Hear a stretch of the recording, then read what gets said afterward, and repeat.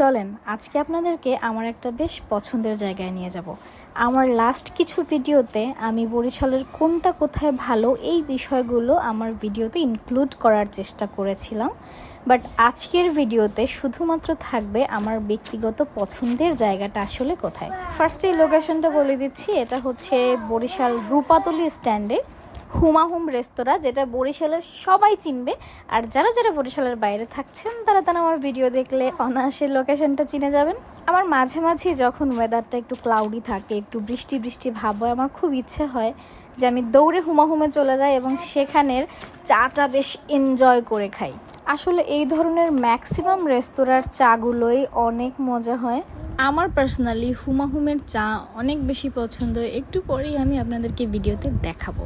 আমি এখানে গেলে ম্যাক্সিমাম সময় এখানকার চা, নান এবং গ্রিলটাই অর্ডার করতে বেশি পছন্দ করি। আজকেও এর ব্যতিক্রম কিছু হয়নি, একই জিনিসই আমি অর্ডার করি, বাট আজকের নান রুটিটা একটু ডিফারেন্ট ছিল অন্যান্য দিনের চেয়ে।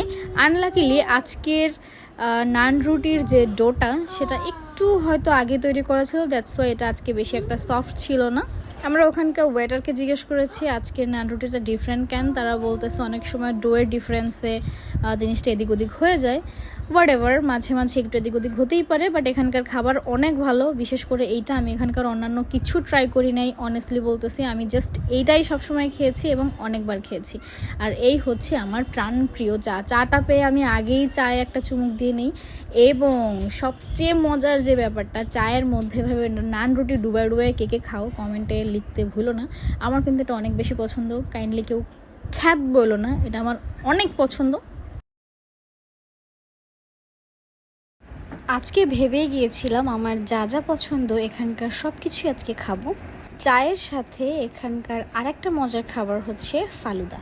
ফালুদা আমার অনেক পছন্দ, আর বরিশালে বেশ কয়েক জায়গায় আমি ফালুদা খেয়েছি, কিন্তু আমার পার্সোনালি এখানকার ফালুদাটা অনেক মজা লাগে। মাঝে মাঝে কিছু জায়গায় গেলে এরকম ছোটোখাটো কমপ্লিমেন্টারি পেতে কিন্তু ভালোই লাগে। যেমন এখানে হাত ধোয়ার জন্য আমাদেরকে লেমন ওয়াটার দেওয়া হয়, যেটা অন্য কাউকে দেওয়া হয় নাই। ব্যাপারটা কিন্তু আমার কাছে অনেক স্পেশাল লাগছে। সো ইয়াস, আজকের ভিডিওটি পর্যন্তই, দেখা হবে নতুন কোনো ভিডিওতে। Tata, bye bye.